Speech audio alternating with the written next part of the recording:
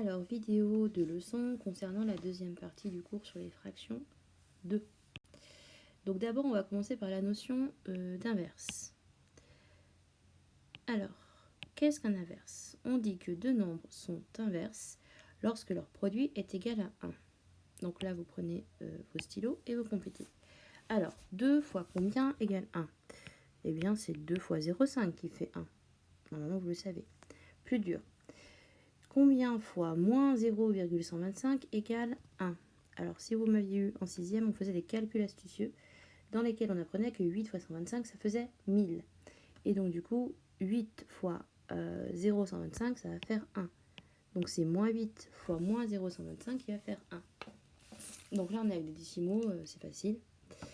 Par contre, là, ça se complique un peu. 3 fois combien égale 1? Alors, 3 fois 0,3, ça fait 0,9. 3 fois 0,33, ça fait 0,99.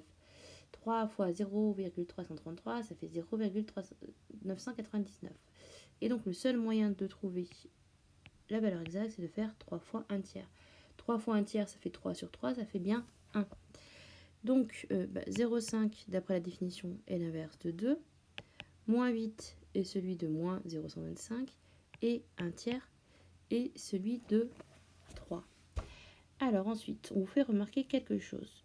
Puisque A fois A sur B fois B sur A fait... Alors combien ça fait? Eh bien, on peut simplifier par A, on peut simplifier par B. Comme on a tout simplifié, en fait, ça fait 1 bien sûr, et pas 0. Donc comme A sur B fois B sur A, ça fait 1, alors B sur A est l'inverse de A sur B. Et réciproquement, j'aurais pu mettre que A sur B est à l'inverse de B sur A. Mais laisser ce qu'on a marqué en premier, c'est aussi bien. Donc voilà pour cette première partie qui porte sur la notion d'inverse. Donc deux nombres sont inverses si, lorsqu'on les multiplie, le résultat donne 1. Et pourquoi on a vu ces inverses? Parce qu'on va s'en servir pour calculer des divisions. Et donc règle à connaître par cœur. Donc cette règle, elle nous dit que diviser par un nombre non nul revient à multiplier par son inverse. Et donc ça, vous pouvez le surligner. C'est à savoir par cœur. Et donc, ce qu'il faut bien retenir, c'est diviser et inverse. Donc, attention, on va du coup transformer une division en une multiplication. Mais la première fraction, on n'y touche pas. C'est que la fraction par laquelle on divise que l'on inverse. C'est uniquement la deuxième fraction qu'il nous faut inverser. C'est bien le C sur D qui va devenir D sur C. Et donc faire A sur B divisé par C sur D, ça revient à calculer A sur B fois D sur C. Alors on pourrait faire A divisé par C et B divisé par D. Le problème c'est que vous savez qu'avec les fractions on veut travailler avec des nombres entiers. Et en général quand on divise, ça tombe rarement sur des entiers. Alors on passe aux exemples. Donc on a E qui est égal à 24 divisé par 0,5. Alors je rappelle que divisé par 0,5, c'est divisé par un demi. Et donc ça fait 24 fois l'inverse d'un demi, 2 sur 1. Donc en fait, divisé par 0,5, ça revient à multiplier par 2. 24 fois 2 sur 1, ça fait 24 fois 2, ça fait 48.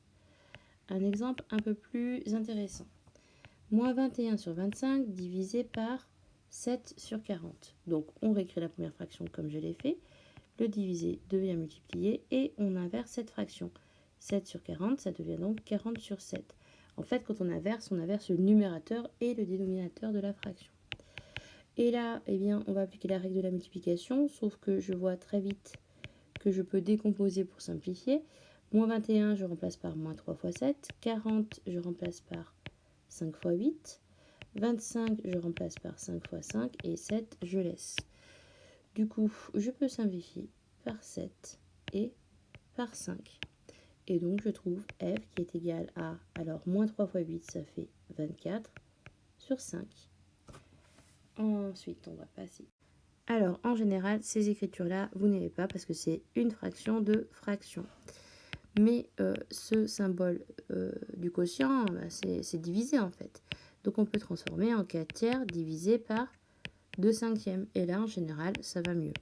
Ça fait 4 tiers fois, donc je change de diviser en multiplier, et j'inverse la deuxième, ça fait 5 demi. Alors, je continue à côté. 4, je remplace par 2 fois 2, donc fois 5, sur 3 fois 2. Hein, je rappelle que le 4, je le transforme en 2 fois 2. Le 5 reste 5. Le 3 reste 3. Et le 2 reste 2. Et comme j'ai fait cette décomposition, je vais pouvoir simplifier une seule fois par 2. Il va me rester au final 2 fois 5, 10 sur 3, 10 tiers. Et j'ai la fraction irréductible directement. Voilà, c'est tout en ce qui concerne cette partie de la vidéo.